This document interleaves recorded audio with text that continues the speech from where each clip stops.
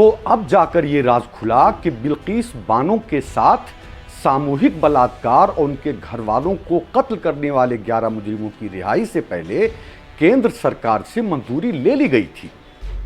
Bilkis Bano case में एक मुजरिम के वकील ने यह दावा किया है कि केंद्र की मंजूरी के बाद ही बिल्किस बानो के मुजरिमों की सजा माफ हुई है।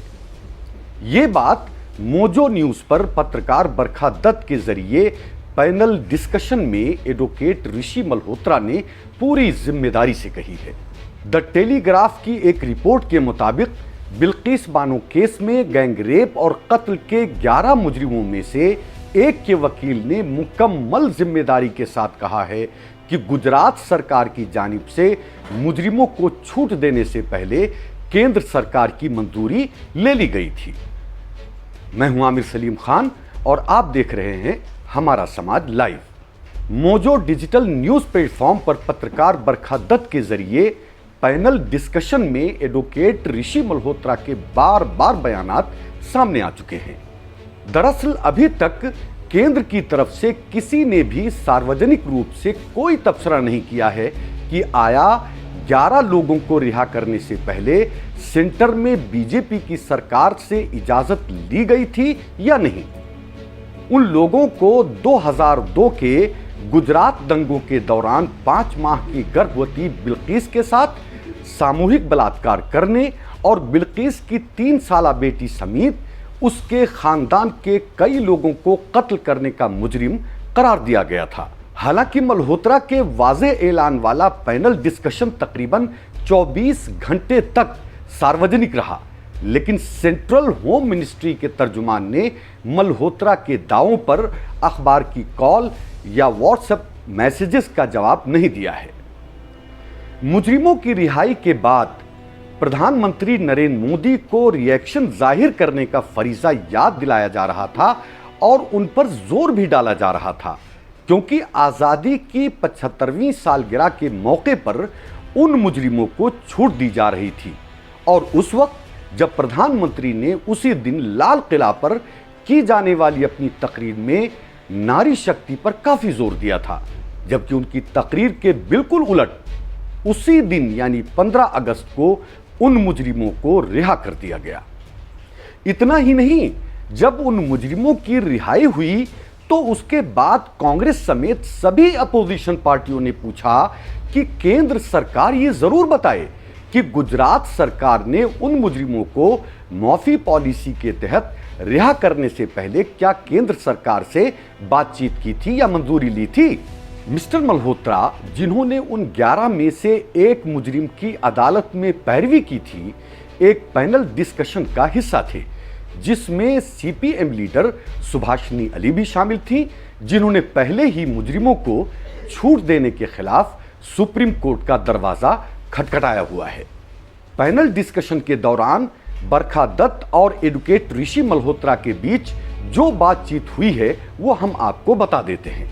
बरखा दत्त ने कहा कि नियमों के अनुसार कहा जा रहा है कि केंद्र सरकार को इस तरह के मुजरिमों की रिहाई के लिए मंजूरी देनी पड़ती है, लेकिन क्योंकि केंद्र की एजेंसी सीबीआई ने बिल्किस मामले की जांच की थी, तो क्या आप जानते हैं कि केंद्र सरकार ने रिहाई की मंजूरी दी है? मल्होत्रा ने इस पर जवाब हां में देते हुए कहा कि जी बिल्कुल केंद्र से मंजूरी ली गई थी। बरखा दत्त ने फिर कहा कि यानी आप ये कह रहे हैं कि केंद्र सरकार ने इसकी मंजूरी दी है? मल्होत्रा ने फिर वही जवाब दिया कि कृपा करके मेरा बयान रिकॉर्ड कर लें, मैं पूरी जिम्मेदारी के साथ बयान दे रहा हूं कि कानून के अनुसार केंद्र सरकार की परमिशन रिहाई से पहले ले ली गई थी। बरखा दत्त ने उस पर कहा कि मैं सिर्फ इस बयान को रिकॉर्ड पर लेना चाहती हूं क्योंकि ये पहली सरकारी पुष्टि है कि 1992 के एक्ट के तहत इस मामले में केंद्र की मंजूरी ली गई थी। बरखा दत्त ने दोबारा पूछा कि मिस्टर मल्होत्रा, क्या आप इसकी तस्दीक यानी पुष्टि कर सकते हैं? मल्होत्रा ने फिर जवाब दिया, जी हां बिल्कुल मैं कर रहा हूं। बरखा दत्त ने फिर पूछा कि निचली अदालत के प्रिजाइडिंग जज की सहमति और केंद्र सरकार की मंजूरी दोनों ली गई थी। आप पूरी जिम्मेदारी के साथ ये बात कह रहे हैं? मल्होत्रा ने फिर जवाब दिया, जी हां, और मुझे यकीन है कि जब राज्य सरकार और केंद्र अपना हलफनामा दाखिल करेंगे तो ये चीजें रिकॉर्ड पर होंगी। अब हम यहां आपको ये भी बता दें कि बिल्कीस बानो मामले में 11 मुजरिमों की रिहाई के खिलाफ सुभाषनी अली और अदर्स की तरफ से PIL डाली गई है, जिस पर केंद्र सरकार और राज्य सरकार यानी गुजरात सरकार को सुप्रीम कोर्ट ने नोटिस जारी करते हुए 4 हफ्तों के अंदर जवाब मांगा है।